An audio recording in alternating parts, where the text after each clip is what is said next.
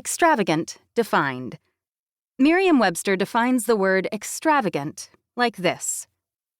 Extravagant. Adjective. Exceeding the limits of reason. Extremely elaborate. Lacking in restraint. Synonyms. Profuse, lavish, bountiful. It carries the idea of something that is over the top, as we would say. What does the word extravagant mean to you? Think back.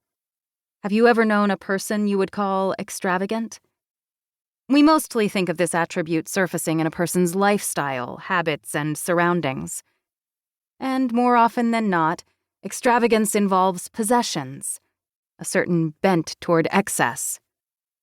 In Western culture, we associate extravagance with possessions and, by extension, wealth. It is connected with purchasing ability, and usually power. So, to link extravagance with a homeless person who had only one change of clothes and was an itinerant teacher dependent upon others for food and support seems a stretch.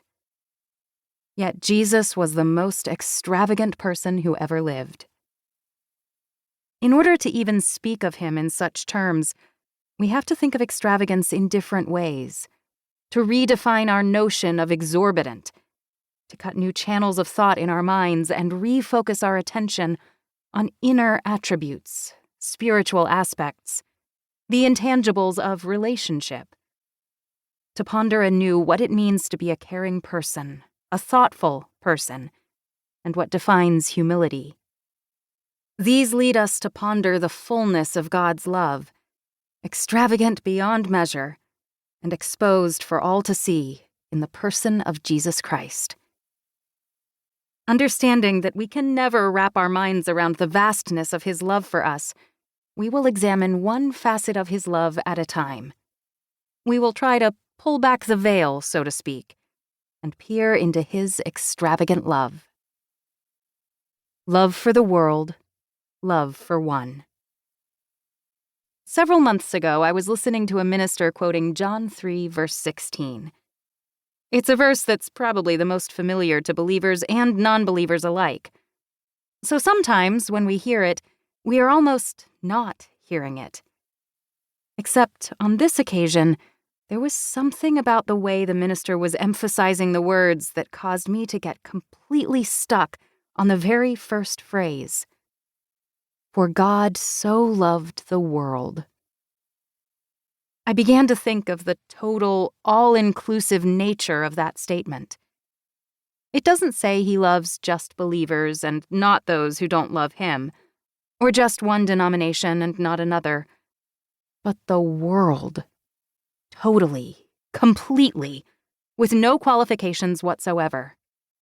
Everyone, everywhere, regardless of who they are or the circumstances of their lives. He loves them.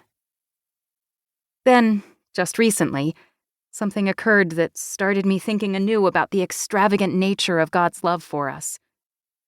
It happened in a most unexpected way one Saturday morning, when I often host prayer and share brunches in our home for women of all ages, normally with great turnouts.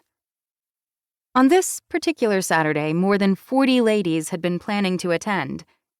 But beginning on Friday night and continuing right through until the next morning, over half of those who had confirmed they were coming began canceling.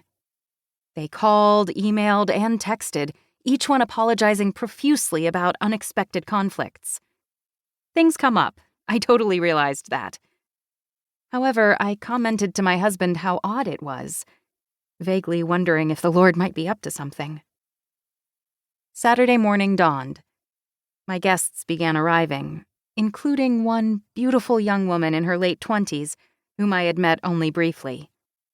She had attended a few sessions of one of my Bible study classes at church, but other than that, I knew little about her. As the morning progressed, it became increasingly apparent that there was great need in her life. For these brunches, I usually ask an older woman to share a little personal testimony. The younger women seem to love to hear these life experiences and journeys with the Lord.